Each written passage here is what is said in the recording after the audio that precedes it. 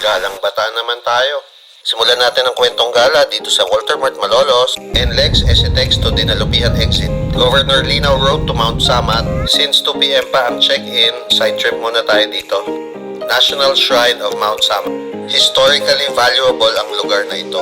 Isang oras mula Mount Samat, ito na ang view. Bago tayo lumusong sa dagat, ikutin muna natin ang lugar.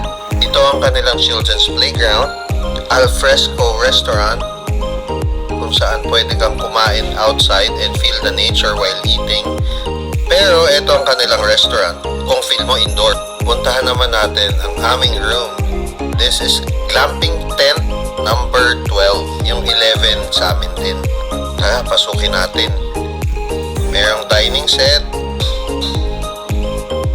first bedroom, 2 single beds, may sink, may sala, master's bedroom, and mayroong extra bed sa itaas ng bathroom.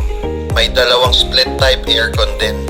Punta na tayo sa beach, presenting Filipino-German descent, Isabel and Aliyah. Enjoying the sunset with Ate Belen, their lola. After sunset, mas presko na at ang ganda ng lighting. Huling sulyap bago tayo matulog. Ito nga pala yung restaurant sa gabi. Tulog muna tayo mga kagala. Good night. Good morning Bataan, day 2. Ito nga pala si Ate Barb, mommy ng 2 kids. May permission tayo to post her kids pictures.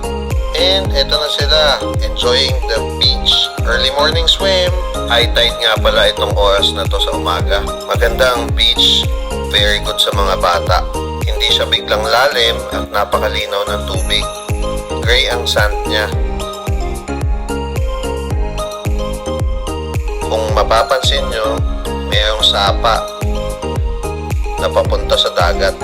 Ito nga pala ang Playa La Caleta sa Morong Bataan. As of this recording, third time ko nang mapunta rito. 12 noon ang check out kaya gutom na kami.